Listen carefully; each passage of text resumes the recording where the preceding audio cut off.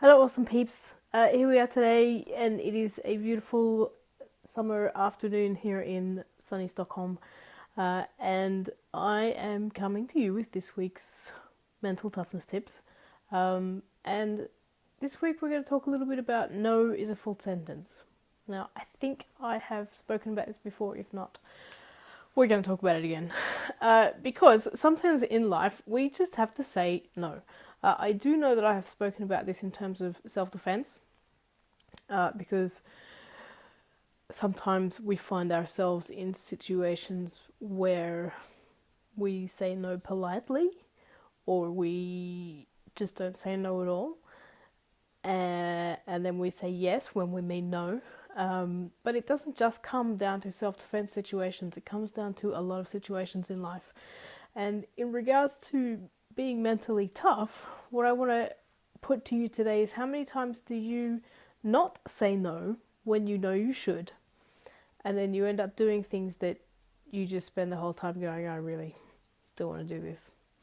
And why do we live in a culture where it is not okay to say no? I've titled the video "No is a full sentence" because it is. I can't remember where it came from. One of my clients said it to me when we were discussing this very subject the other day, and there's something somewhere in the back of my memory there. It's a sentence from somebody famous. Maybe I'll go and search that out later. But no is a full sentence, and I want to encourage you, the people, to understand that if you don't want to do something, it's totally okay to say no. And you don't have to offer a justification for your choices. Sometimes out of politeness, because we do still need to consider other people when we say things, and social norms dictate certain things. You do need to offer up explanation, but you certainly don't need to offer up apology. No sorry, or no thank you.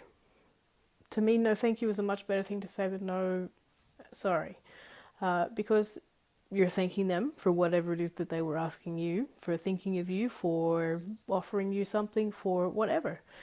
But it's still okay for you to say no. So, with this week's mental toughness tip, I'm going to set out a challenge. I want you to practice at some point over this weekend to say no when you want to say no.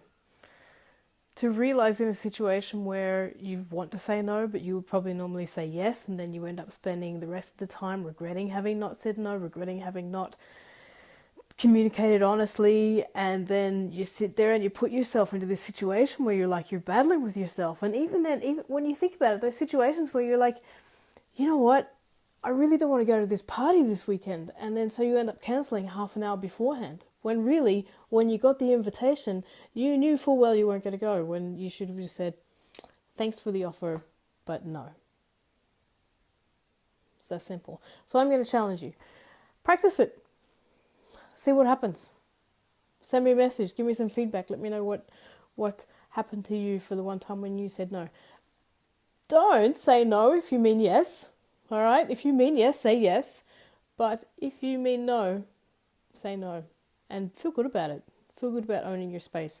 Feel good about the fact that that's what you actually felt like you wanted to say. And don't apologize for your needs. Don't apologize for being honest about what it is that you wanted in a particular moment. Because, your time is your time. Your money is your money. Your space is your space. And you get to choose what you're going to do with it. And so you've got to own that. You've got to take control of that. And you don't have to give it to other people if you don't want to. So, just say no. Other than that, glad midsummer. I hope you all have a fantastic midsummer. For those of you in the southern hemisphere, I hope you all have a magical winter solstice. And all that was yesterday. But anyway, I hope your winter solstice was awesome. And let's bring about some new things in this new half of the year. And we shall see you all next week. Bye.